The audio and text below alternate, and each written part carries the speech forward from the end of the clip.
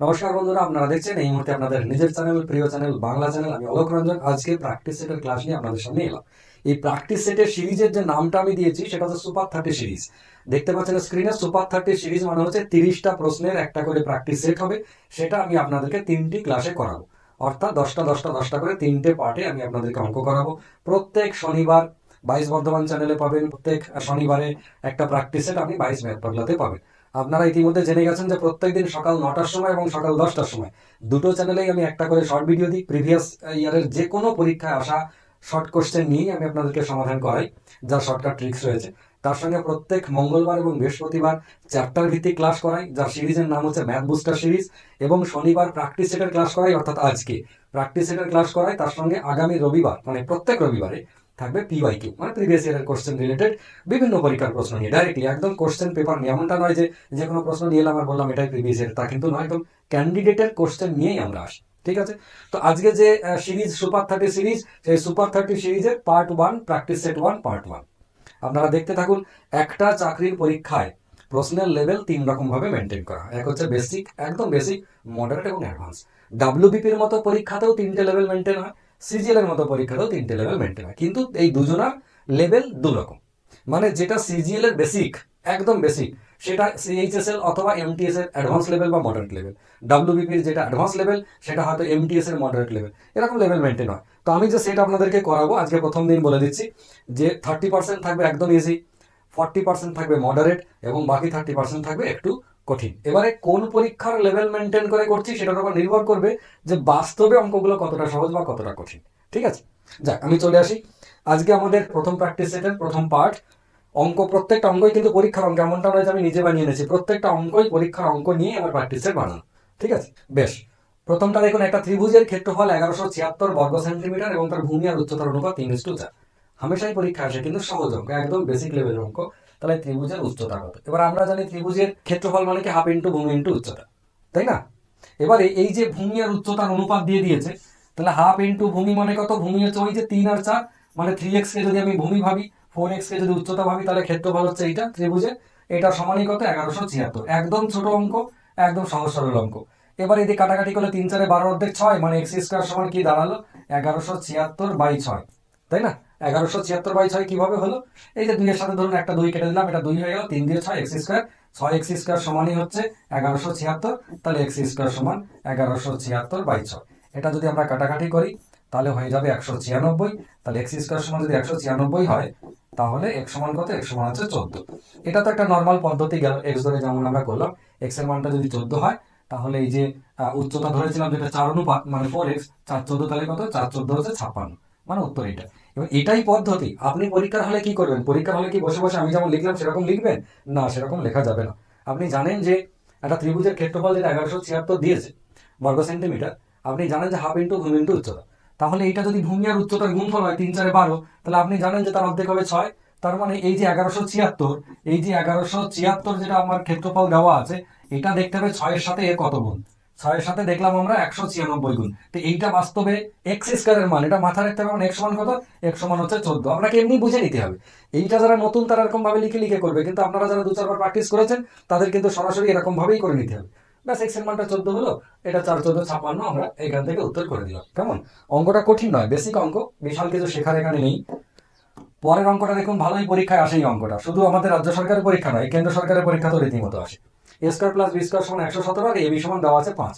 জানতে চাই যে A plus B minus A by A minus B সমান কত? এবার খেয়াল করে দেখুন, এই যে উপরে এ প্লাস বি আর নিচে এ মাইনাস বি এর দিয়ে মান জানতে চেয়েছে, আপনি কি করবেন?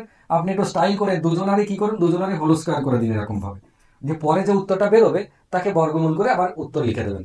মানে এখন বর্গ করে আমরা সমাধান করব, পরে বর্গমূল করে ফিরে আসবো। এ প্লাস বি হোল স্কোয়ারের ফর্মুলা কি? A square plus 2ab plus B square. আর নিচে এ মাইনাস বি এর ফর্মুলা কি? A square minus 2ab plus B square. এবার তাকিয়ে দেখুন, যদি একটু সাজিয়ে লিখি আমরা, এ স্কোয়ার প্লাস বি স্কোয়ারটাকে আগে লিখলাম, মাইনাস এ প্লাস 2abটাকে পাশে লিখলাম, আর একই রকম ভাবে নিচে এ স্কোয়ার প্লাস বি স্কোয়ার লিখলাম আর মাইনাস 2ab পাশে লিখলাম। শুধু একটু সাজিয়ে নেওয়া। সাজিয়ে নিয়ে কি দেখা গেল? যেভাবে আমি সাজালাম সেই মানটা আগে থেকে দেওয়া আছে। দেওয়া আছে মানে এ স্কোয়ার প্লাস বি স্কোয়ারের মান দেওয়া আছে 117, তার মানে এটা হচ্ছে 117 প্লাস 2ab, এবির মান দেওয়া আছে 54, তাহলে 2ab মানে 54 ডবল 108। আর নিচে 117 মাইনাস 108। এবার আপনারা ভাবুন, যদি পরীক্ষার হলে এরকম আসে কি করবেন? 117, 217, 225, ওপরে হচ্ছে 225 আর নিচে হচ্ছে কত? 8 আর 9 17। তার মানে এই যে 225/9 হলো, এটা কার মান? স্কোয়ার করার পরে। তাহলে নর্মালি a প্লাস বি ওপরে আর নিচে a মাইনাস বি, তাহলে কি হবে? এইটার বর্গমূল করে নেবো আমরা, মানে 15 15 225, এটা নিচে হচ্ছে 3। ফাইনাল উত্তর কত? ফাইনাল উত্তর 3 5 15 মানে 5। ফাইনাল উত্তর কত? এইটা। এবারে ওই যে আমার বলা বারবার একটাই কথা, যে পরীক্ষা হলে কিরকম লিখবে? না, যারা নতুন তারা এরকম লিখবে, কিন্তু যারা পুরনো প্র্যাকটিস করেছে তারা কি করবে? তারা জানে এই অঙ্ক পাওয়ার সাথেই বুঝে যাবে যে a প্লাস বি আর a মাইনাস বি আছে, মানে আমাকে ফর্মুলা করতে হবে। সোজা কথা, 117 প্লাস 54 ডবল ওপরে, 117 প্লাস 54 ডবল ওপরে আর 117 মাইনাস 54 ডবল নিচে, এইটুকুই জাস্ট করে নিয়ে বর্গমূল করে দেওয়া। আপনি আমার এই অঙ্কটা দুবার করুন, তারপরে গিয়ে একবার ওই অঙ্কটা নিন ডেটা চেঞ্জ করে, দেখবেন আপনার নিজেরই মনে হবে এটা কে লেখে ফর্মুলা, এ তো আমি জানি, এ তো এটাই হবে আলটিমেটলি, তো আমি জানি। তাহলে আলটিমেটলি এইটা করে দেবো, 117 সঙ্গে 54 ডবল যোগ করে দেবো আর নিচে 117 থেকে 54 ডবল বাদ দিয়ে দেবো, দিয়ে বর্গমূল করে দেবো, উত্তর হয়ে গেল। কেমন? এইটা আপনাকে অভ্যেস করতে হবে, আর কিছু না। অঙ্ক সবার জন্য একই অঙ্ক থাকবে, শুধু দেখবে যে আপনি এই অঙ্কটাকে আগে প্র্যাকটিস করেছেন কিনা, ব্যাস এইটুকুই শুধু দেখার, আর কিছু না। যেমন দেখুন এই সাইন কস টেনের অঙ্কটা দুরকম ভাবে করা যায়। যারা এই ত্রিকোণমিতির এই জায়গাটা খুব ভয় খান যে এমনি হাইট অ্যান্ড ডিস্টেন্সে বাবারে সেই মই লাগাও দেওয়ালে, ছায়া ঘন এইদিকে, ফের তাল গাছের গোড়া ভেঙে দাও, জাহাজের মাস্তুল দেখো সেই লাইট টাওয়ার থেকে, সেই একটা অঙ্ক ধরুন। আর এই সাইন কস টেনের ফর্মুলা দিয়ে সাইন স্কোয়ার কস স্কোয়ার দিয়ে এর একটা ধরুন। তো এইটা বেশি কঠিন, অনেকে এই অঙ্কগুলোকে ছেড়ে দেয়, কিন্তু আমার যুক্তি হচ্ছে যেটা ছাড়ার মতো হবে না আপনার দ্বারা সেটা ছেড়ে দিন, কিন্তু যেটা সহজ সরল, আমি আপনাদেরকে একটা পদ্ধতি আজকে দেখাবো, খুবই সহজ সরল, সেইটাতে আশা করি মোটামুটি মডারেট লেভেলের অঙ্ক আপনি উদ্ধার করে ফেলতে পারবেন। যেমন মনে করেন সাইন থিটা সমান 5/13 দেওয়া আছে, কস থিটা সমান কত, তার মানে এই কজের মান বার করতে হবে সাইনকে কাজে লাগিয়ে। তা আমরা এই কজ আর সাইনের একটা পাঞ্চিং ফর্মুলা শ্রীধরাচার্যের কাছ থেকে শিখেছি, মনে আছে? সেটা হচ্ছে sine square theta plus cos square theta সমান কত? সমান হচ্ছে 1। এটা কেন হয় সেটা আমি নার্সিং এর ক্লাসে দেখেছি, কারণ এই চ্যাপ্টারটা নার্সিং এর ক্লাসের জন্য সব থেকে গুরুত্বপূর্ণ চ্যাপ্টার, যারা নার্সিং পরীক্ষা দেবে তাদের জন্য। সেটা হচ্ছে দ্বিঘাত সমীকরণ। কেমন? এবার এখান থেকে দেখুন, আমরা যদি এরকম লিখি, কস স্কোয়ার থিটাটাকে নিয়ে চলে এলাম, সমান 1 মাইনাস সাইন স্কোয়ার থিটাটাকে ডান দিকে নিয়ে চলে গেলাম। পরের লাইনে শুধুমাত্র কস থিটা লিখলাম, সমান এই স্কোয়ারটাকে তুলে দিলাম বলে ডান দিকে গেল 1 মাইনাস সাইন স্কোয়ার থিটা রাখলাম। এবারে 1 মাইনাস সাইন স্কোয়ার থিটা দেখুন, সাইন থিটা সমান এইটা, তাহলে সাইন স্কোয়ার থিটা মানে কত? 5/13, ব্যাস এইটা করে দিলাম। সাইনের মান যেটা দেওয়া ছিল আর কি, তার স্কোয়ার করে দিলাম। তার মানে কত হলো? তার মানে 1 মাইনাস 5 5 25 আর 13 13 169, এই বর্গমূলের মধ্যে। ব্যাস, তার মানে ওপরে থাকলো 169 মাইনাস 25 মানে 144 আর নিচে হচ্ছে 13 বর্গমূলের মধ্যে, এই 13 13 169। তো তার মানে উপরে হচ্ছে 12, নিচে হচ্ছে 13। এই যে 12/13 উত্তর হলো, এই উত্তরটা নিয়ে আমার কনফিউশনের কিছু নাই, কিন্তু এই ফর্মুলাটা তোমাকে মাথায় রাখতে হবে। এই ফর্মুলাটা তো একটা এক্সট্রা চাপ। আপনি যদি মনে করেন যে না আমি ফর্মুলা মাথায় রাখবো না, আমি একবার এখান থেকে করবো, তাহলে কিরকম করবো? দেখুন, আপনি জানেন সাইন মানে কি? সাইন মানে হচ্ছে লম্ব বাই অতিভুজ, তাহলে এই বাবা জীবন হচ্ছে লম্ব 5, আর এটা হচ্ছে অতিভুজ, এটা অতিভুজ, এটা দেওয়া আছে। 5 হচ্ছে লম্ব আর 13 হচ্ছে অতিভুজ। বেশ, এবার আপনাকে কস জানতে চেয়েছে। কস মানে কি? কস মানে হচ্ছে ভূমি বাই অতিভুজ, তাই না? এবার ভূমি বাই অতিভুজ, অতিভুজ তো 13 হয়ে বসে আছে, এই যে লিখে দিলাম 13, যেটা আমার এখানে ছিল 13, অতিভুজ 13 আমি লিখে দিলাম 13। এবার আমার দরকার হচ্ছে ভূমি কি করে বার করবো? আর ভূমি আপনি জানেন, লম্ব আর অতিভুজ যদি দেওয়া থাকে তাহলে ভূমির মান কি করে বেরোয় মনে পড়ছে? লম্ব আর অতিভুজ যদি আপনার দেওয়া থাকে তাহলে ভূমির মান কি করে বেরোয়? ভূমি সমান হচ্ছে √, অতিভুজ স্কোয়ার মাইনাস কোথায় গেল? লম্ব স্কোয়ার, মানে 5 স্কোয়ার। তাহলে 169 মাইনাস 25 রুটের মধ্যে, তাহলে রুটের মধ্যে 144, তার মানে কত? 12। এই 12টা আপনি বসিয়ে দিন, উত্তর শেষ। কেমন? জেনারেলি এই ধরনের অঙ্কতে যেটা দেওয়া থাকবে আর এক্সট্রা একটা বার করতে হয় ভূমি কিংবা লম্ব কিংবা অতিভুজ, একটা বার করে নিতে হবে, একটা জিনিস বার করে নিলে কাজ মিটে যাবে। এবার আপনি বলুন যে এই আমরা ছোটবেলায় তো মাধ্যমিকে করেছি, সাইন মানে লম্ব বাই অতিভুজ, কজ মানে ভূমি বাই অতিভুজ, ট্যান মানে হচ্ছে লম্ব বাই ভূমি, এরকম করে এটা তো খুব সহজ আমাদের সেই তখন থেকে মুখস্থ হয়ে আছে। এইটার আর এক্সট্রা প্রেশার আমরা যদি না নিই, তাহলে এখান থেকে কিন্তু আমরা অঙ্কগুলো করে ফেলতে পারি।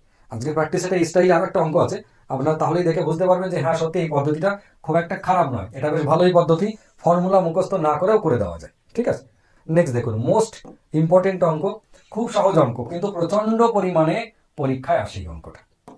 সেটা হচ্ছে রাজীব সাইকেলে চেপে ঘন্টায় 5 কিমি বেগে গন্তব্যস্থলে পৌঁছাতে 10 মিনিট দেরি হয়। এবং ঘন্টায় 6 কিমি গতিতে গেলে গন্তব্যস্থলে 20 মিনিট আগে পৌঁছে যায়। তার মানে একটু স্লো যদি যায় 5 কিমি বেগে, তাহলে 10 মিনিট লেট হয়। আবার যদি স্পিডে যায় 6 কিমি বেগে যায়, তাহলে 20 মিনিট আগে পৌঁছে যায়। জানতে চাইছে তার গন্তব্যস্থলে দূরত্ব কত। এই ধরনের অঙ্ক আমি আজকে আপনাদেরকে যেটা দেখাবো, আমার মনে হয় আজীবন আপনার মনে থাকবে। এই প্যাটার্নের 6টা 7টা প্যাটার্ন হয়। একটা হচ্ছে একটা নির্দিষ্ট গতিতে গেলে আর লেটে পৌঁছায় 10 মিনিট, আবার একটা গতিতে গেলে 5 মিনিট লেটে পৌঁছায়, দুটোই লেট। আবার এমন হয় দুটোই আগে পৌঁছে যায়। আবার এমনও হয় একটা লেট একটা আগে পৌঁছানো। আবার এমনও হয় একটা লেট একটা রাইট টাইম। আবার এমন হয় একটা রাইট টাইম আর একটা অ্যাডভান্স পৌঁছে যাওয়া। এই যে ব্যাপারটা যাই দিক না কেন, যতগুলো প্যাটার্ন আমি আপনাকে বললাম, জাস্ট যে একটা পদ্ধতি দেখাবো, একটা পদ্ধতিতে গল্প শেষ। কখনো আর আপনার ভুল হবে না। আমার মনে হয় মাথার মধ্যে গেঁথে যাবে যদি আপনি একটু মন দিয়ে দেখেন। তো কিরকম করব? ধরুন প্রথমে যেটা করবো, এই যে 5 কিমি গতিবেগ, যখন 5 কিলোমিটার/আওয়ার গতিবেগটা রইল, আর একটা গতিবেগ কি 6 কিলোমিটার/আওয়ার, এটি আপনার দেখা, এই দুটো। এবার আপনাকে কি করতে হবে? যখন 5 কিমি গতিবেগ তখন ধরে নেবো গন্তব্যস্থল 1 কিলোমিটার, আর যখন 6 কিমি গতিবেগ তখনও ধরে নেবো গন্তব্যস্থল 1 কিলোমিটার। এবার আপনি আমাকে বলুন, যখন 5 কিমি গতিবেগ তখন 1 কিমি যদি গন্তব্যস্থল হয় কতক্ষণ লাগবে যেতে? 5 × 12 = 60, মানে কতক্ষণ? 12 মিনিট। 12 মিনিট লাগবে। 5 কিমি গতিবেগ হলে 1 কিমি রাস্তা যেতে 12 মিনিট লাগে। আবার যখন 6 কিমি গতিবেগ তখন 1 কিমি যেতে 6×10 = 60, মানে 10 মিনিট লাগবে। এটা আপনি নিশ্চয়ই বুঝে যাবেন। দুটো গতিবেগ দেবে, দুটো গতিবেগ থেকে ধরে নেবেন আপনার গন্তব্যস্থল 1 কিলোমিটার। ওদের কোথায় কথা এখন ভাবতে হবে না, আপনি নিজে ভাবুন যে আপনার বাড়ি থেকে স্কুল 1 কিলোমিটার। তো এই দুটো গতিবেগে গেলে অ্যাকচুয়ালি আপনার যে ডিফারেন্স হয় টাইমে, সেটা কতক্ষণের? সেটা হচ্ছে দেখুন 2 মিনিট। সেটা হচ্ছে 2 মিনিট। এই 2 মিনিট যে টাইমের ডিফারেন্স হলো গন্তব্যস্থল কতটা হওয়ার জন্য? গন্তব্যস্থল 1 কিলোমিটার। তার মানে 2 মিনিটের টাইম ডিফারেন্স হবে গন্তব্যস্থল যদি 1 কিলোমিটার হয়। এবার আপনার এই আজকের অঙ্কতে কতক্ষণের লেট বলেছে, মানে টাইমের ডিফারেন্স। একজন 10 মিনিট দেরিতে যায়, একবার 20 মিনিট আগে পৌঁছে যায়, মানে 30 মিনিটের ডিফারেন্স ওই দুটোর ক্ষেত্রে। তাহলে 2 মিনিটের ডিফারেন্স যদি 1 কিলোমিটার হয়, তাহলে 30 মিনিটের ডিফারেন্স মানে কগুণ? এই যে 15 গুণ, তার মানে এটা হচ্ছে 15 কিলোমিটার গন্তব্যস্থলের দূরত্ব। উত্তর হয়ে গেল। উত্তর কি হলো? 15 কিলোমিটার। কোথায় গেল অপশন? উত্তর হচ্ছে 15 কিলোমিটার। সারা জীবনেও ভুল হবে না যদি এইটা আপনি বুঝে নিতে পারেন। যাই পরীক্ষায় দিই, দুটো ডিস্টেন্স, এই স্পিড থেকে কিলোমিটার ধরে নেবো 1 কিমি। 1 কিলোমিটার যেতে টাইমের ডিফারেন্স অ্যাকচুয়ালি কতটা হয়, তাহলে বইতে যেটা বলেছে সেই ডিফারেন্সে কতটা ডিস্টেন্স হবে। গল্প শেষ। ক্লিয়ার হয়েছে? বেশ, নেক্সট চলে আসুন। বাচ্চাদের অঙ্ক, চৌবাচ্চাদের। একটা চৌবাচ্চা দুটি নল দিয়ে যথাক্রমে 12 মিনিট আর 14 মিনিট একটা চৌবাচ্চা পূর্ণ হয়, অপর একটি নল দিয়ে 8 মিনিটে চৌবাচ্চা খালি হয়ে যায়। এ হচ্ছে খালি করা, অনেক বড়, 8 মিনিটে খালি হয়ে যায়। আর ভর্তি করতে 12 মিনিট আর 14 মিনিট লাগবে। পাইপ দুটো ছোট ছোট, এ বিশাল বড় পাইপ, মাত্র 8 মিনিটে গোটা চৌবাচ্চা খালি করে দেয়। বাহ! যদি তিনটে নল একসাথে খুলে দেওয়া হয়, তবে 8 মিনিট পর, আবার 8 মিনিট বলেছে, 8 মিনিট পর চৌবাচ্চার কত অংশ খালি থাকবে? এই অঙ্কটা নতুন দিয়েছে পরীক্ষায়। এই খালি থাকবে জীবনে দেয় না কোনোদিন খালি থাকার কথা।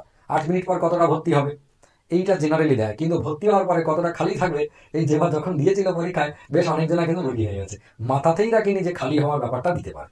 তো আপনাকে মাথায় রাখতে হবে কিরকম। আমরা যে পদ্ধতি শিখেছি, 12 মিনিটে একটা ভর্তি হয়, 14 মিনিট একটা ভর্তি হয়, 8 মিনিট একটা খালি হয়, মানে এরা দুজন প্লাস, এই ভদ্রলোক মাইনাস। এদের লসগু কত? 12, 14 আর 8-এর 12, 14, 168।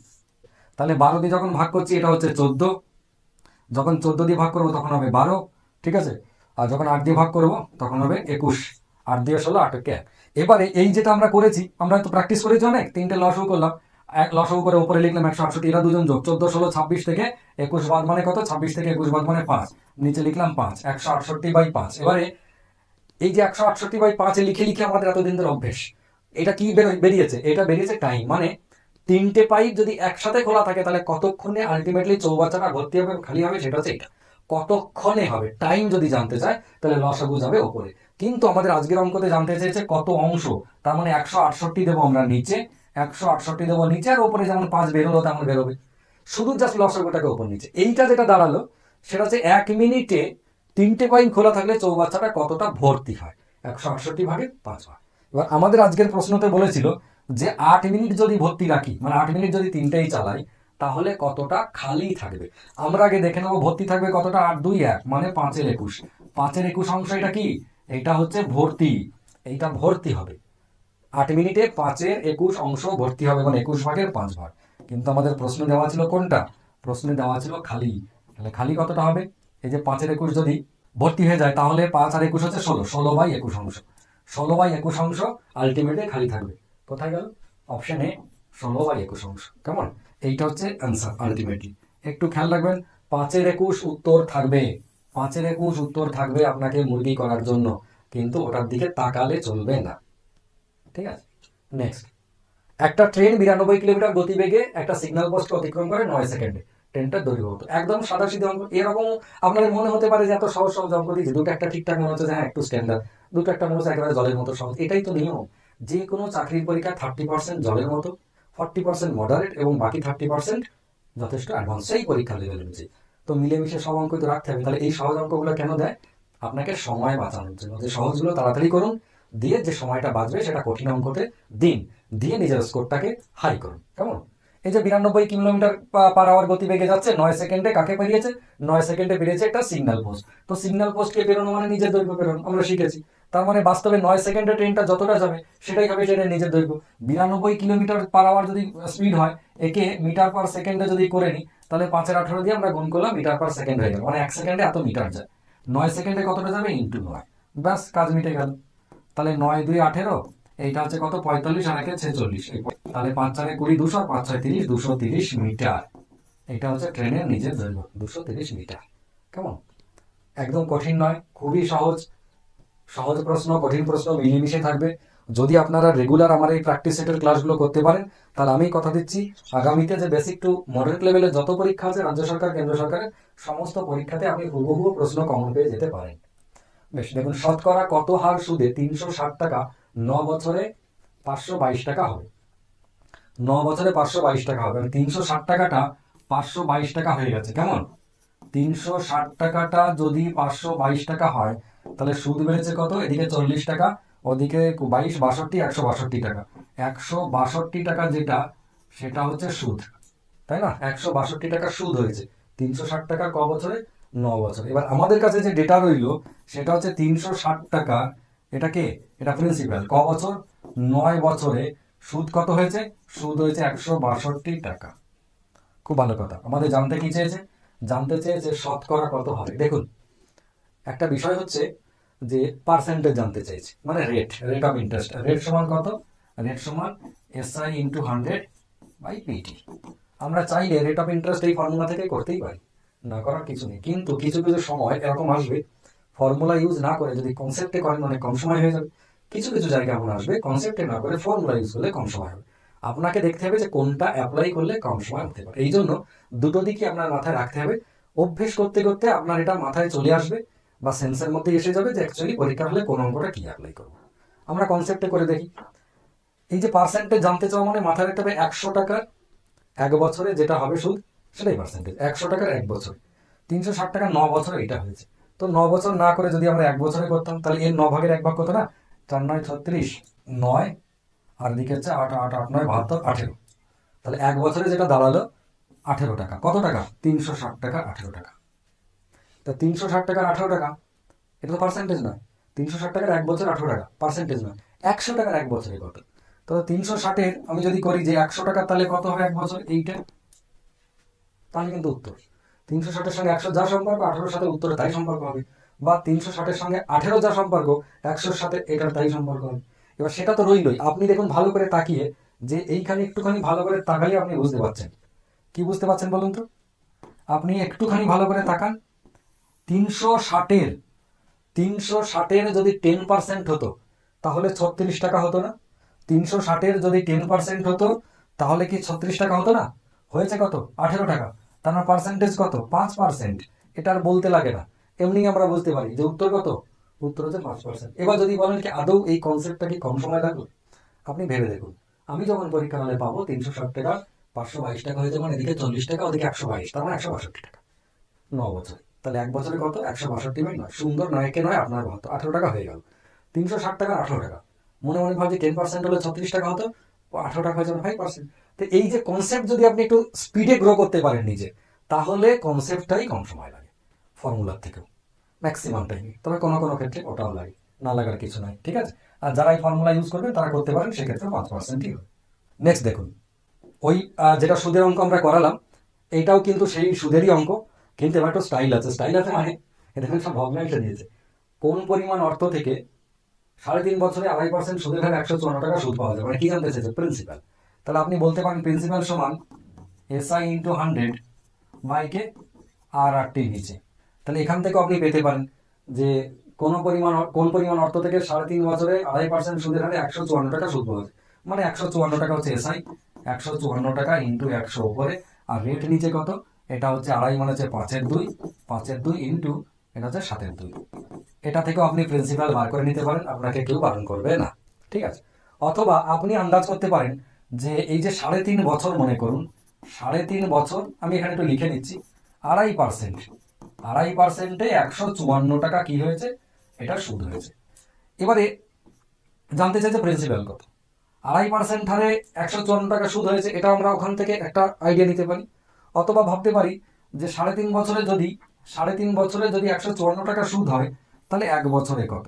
এটাকে কেটে যদি আমরা 1 বছর করি, কেমন, এইটাকে কেটে যদি আমরা 1 বছরে করি, তাহলে কি করবো, 154-কে 3.5 দিয়ে ভাগ করে দেবো। এবার 154-কে 3.5 দিয়ে ভাগ করা মানে, এটা তো 7/2, তো 7/2 মানে আপনি চাইলেই ইন্টু 2/7 করতে পারেন। 7 দিয়ে যদি কাটেন 7×2 = 14, 7×2 = 14, 22 দিয়ে 44 টাকা। এই যেটা আপনি পেলেন, আর 3.5, 154-কে 3.5 দিয়ে ভাগ করলে 44 হবে, আন্দাজে করা যায়। যদি আন্দাজ নিতান্ত না হয়, তাহলে কাটাকাটিটা অন্য কোনো সমস্যা নয়, আন্দাজের মতোই কম সময় লাগবে, 44 টাকা হয়ে গেল। তাহলে 1 বছরে 44 টাকা হয়েছে, 1 বছরে, তাই না?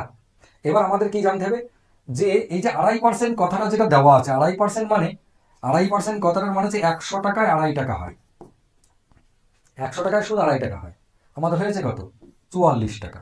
তাহলে এই বাবা জীবনটা কত,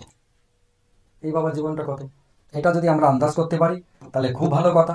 এবার আন্দাজ মানে কিরকম, 2.5-এর সঙ্গে 44-এর যা সম্পর্ক, 100-র সাথে উত্তরের তাই সম্পর্ক হবে, অথবা 2.5-এর সাথে 100-র যা সম্পর্ক, 44-এর সাথে উত্তরের তাই সম্পর্ক হবে। আমার কোনটা সহজ লাগছে, এইটা সহজ লাগছে। 2.5-এর সাথে 100-র কি সম্পর্ক, 40 গুণ, 40 গুণ, 40 × 2.5 মানে 100 না, 40 গুণ। তাহলে এরও 40 গুণ হবে এই বাবা জীবন। 40 গুণ মানে কি, 4×4 = 160, 4×4 = 176, 176-এর পর একটা শূন্য, 1760 টাকা। উত্তর কত, উত্তর 1760 টাকা। এবারে আপনার মনে হতে পারে যে কনসেপ্টটা কি তাড়াতাড়ি হলো, এটা যেন কেমন জটিল মনে হলো। কারণ যারা একদম নতুন, তাদের ক্ষেত্রে কিছুটা জটিল লাগতে পারে, কিন্তু যারা একটু প্র্যাকটিস করবেন না, 2-4 বার, 4 বার করা লাগবে না, বার দিয়ে প্র্যাকটিস করার পরে এই অঙ্কটা, সিমিলার কোয়ালিটির অঙ্ক তো আপনি আরো প্র্যাকটিস করবেন, আপনার অভ্যেস হয়ে যাবে। আমার কথা বিশ্বাস রাখুন, একটা সময় আমিও আপনাদের মতোই ভাবতাম যে এইটা মনে হচ্ছে দেরি হচ্ছে, বেশি মাথা খাটাতে হচ্ছে, মাথায় বেশি চাপ পড়ছে, হবে না আমার দ্বারা, ওর থেকে যেটা আগে শিখে এসেছি স্কুল থেকে ওটাই ঠিক আছে। কিন্তু না, ওটা টাইম কনজিউমিং, আর চাকরির পরীক্ষায় পাশ করতে গেলে টাইম কনজিউমিং এমন কোনো আচরণ আপনার ভেতরে আনা যাবে না, ওর থেকে বেশি নেওয়া ভালো। সময় যাতে বাঁচে, তাতে আপনার কষ্ট হোক, কষ্টটা হজম করে সময় বাঁচানোর টেকনিকই ব্যবহার করতে হবে। তাতে যদি আপনার মনে হয় 10টা অঙ্কে 15টা নিয়ম মাথায় রাখতে হচ্ছে, তো রাখুন। যদি মনে হয় যে না, আমি কনসেপ্ট দিয়ে আমি করে ফেলতে পারছি কম সময়ে, তো তাই করুন। যদি মনে হয় যে মা কালী, বাবা কালী, ছাকালী, আল্লাহ রহমান, যার ডাকতে ইচ্ছে করে, রাম রহিম, যা খুশি বলুন, দিয়ে একটা গোল পাখি দিতে আমার ভালো হচ্ছে, কম সময় লাগছে, আপনি তাই করুন। আজকে মাঝে বললে হবে না, প্র্যাকটিস করতে হবে, ঠিক আছে? খুব একটা কঠিন নয়, 154-কে 3.5 দিয়ে ভাগ করে 44 টাকা হয়ে গেল।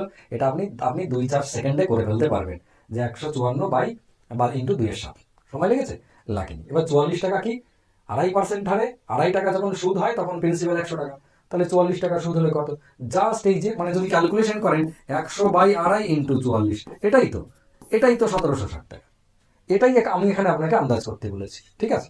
যাই হোক, নেক্সট, এ ও বি এর অনুপাত 2:3, বি আর সি এর অনুপাত 4:3 হলে এ বি সি সমান কত। একদম রেশিওর অঙ্কের প্রথম অঙ্ক এটা দিয়ে শুরু করে সবাই, মানে চ্যাপ্টার শুরুই হয় এটা দিয়ে। এ আর বি মনে আছে 2:3, 2:3, বি আর সি কত 4:3। তাহলে এই যে 10 সিস্টেমে এ বি সি কত, 4 দিয়ে 8, 3 4 12, আর 3 3 9, উত্তর হয়ে গেল 8, 12 আর 9 কোথায় আছে, এইটা। তো এইটা যেমন হয়ে গেল, আপনি চাইলে অপশন টেস্টের মতো করতে পারেন, কিন্তু সবসময় এটা যে কাজে লাগবে তা নয়। যেমন ই এর অনুপাত 2-এর সঙ্গে ম্যাচ করবে, এই গোটা উত্তরে এবিসি যাই হোক না কেন, এর অনুপাত 2-এর সঙ্গে গুণিতক হতে হবে। তাহলে 2-এর গুণিতককে, 2-এর গুণিতক সবাই, কাউকে বাদ দিতে পারলাম, 2-এর গুণিতক সবাই 8, 6, 8, 8 সবাই। তারপরে সি এর গুণিতক কত, সি মানে কত, সি মানে 3, তাহলে 3-এর গুণিতক কে কে আছে, 9 আছে, 9 আছে, 8 নেই, তাহলে এ বাদ চলে গেল। এবার ভাবুন, এর গুণিতক হিসেব করতে গিয়ে কাউকে বাদ দিতে পারলাম না, সি এর গুণিতক হিসেব করতে গিয়ে আমরা অপশন বি কে বাদ দিলাম। এবারে বি দেখুন, এখানে 3 আছে আর বি এখানে 4 আছে, আমরা ধরে নেবো বি হচ্ছে 12, 3 4 12, তাহলে কার মাঝখানটা 12 আছে, দেখলাম যে এ আছে আর এ আছে, নাই কে, এ নাই, এ বাদ দিয়ে দিলাম, 12-এর সঙ্গে গুণিতক নয়, তাহলে এরা দুজন পড়ে থাকলো। কিন্তু আপনাকে মাথায় রাখতে হবে যে এই যে 12 ভাবলাম মাঝখানেরটা মানে বি, 3-কে 12 ভেবেছি, কগুণ বাড়িয়েছি, 4 গুণ, তাহলে 2-কেও 4 গুণ হতে হবে, মানে 8 হতে হবে এইটা, আবার যেটা পড়েছিল এখানেও 8 হয়েছে, তাহলে ওকে আমরা কিছু করতে পারলাম না। ফের আবার আমরা সি এর কথা ভাবছি, এই যে সি হচ্ছে 3, বি যদি এই যে 4 হয়, মানে 4 3 12, 3 গুণ, তাহলে একেও 3 গুণ হতে হবে, 3 3 9, এ আছে 9, এ নাই, তার মানে এ কাটা চলে গেল। যে থাকলো কে, এই যে এইখানটায় 3 সঙ্গে ম্যাচ হলো না। এবার এইখানে যে সমস্যাটা হলো, সেই সমস্যাটা কিছু কিছু জায়গায় থাকে, কিছু কিছু জায়গায় থাকে না। তাহলে আলটিমেটলি উত্তর কি হলো, 8 12 আর 9 নাকি, 8 12 আর 9। সেক্ষেত্রে এটা কি ছিল, না এটা উত্তর নয়, 8 12 15 রয়েছে, এটা উত্তর নয়। ফাইনালি অপশন টেস্ট করে ম্যাচিং যেমন এটা হলো, ডট সিস্টেমে করেও ফাইনালি ওটাই হলো। ঠিক আছে, বেশ। পরেরটা, এই অঙ্কটা একটা পরীক্ষা এসেছিল, দেখে প্রথমে ভয় লেগে গেছিল যে কি অঙ্ক দিয়েছে, এক্স এক্স ওয়াই দিয়ে বীজগণিত দিয়ে। তারপর দেখলাম, এই বাবা, এই তো ক্লাস 2 এর অঙ্ক, 5x ইন্টু এইটা, খেয়াল করে দেখুন। তাহলে এটা কত, 5x² প্লাস 5 দুগুণে 10x, আর এখানে 4x নর্মালি ব্র্যাকেটের বাইরে, তাহলে এটা কত, 14, 5x² প্লাস 14x। এই যেটা দিয়েছে সেটা হচ্ছে একদম বীজগণিত যখন স্কুলে শুরু হয়েছে তখন প্রথম যে অঙ্ক দিয়ে শুরু করে সেই অঙ্ক, কিন্তু পরীক্ষার অঙ্ক দেখুন। যাই হোক, আজকে 10টা হয়ে গেল, তার মানে এটা হচ্ছে আমাদের পার্ট 1।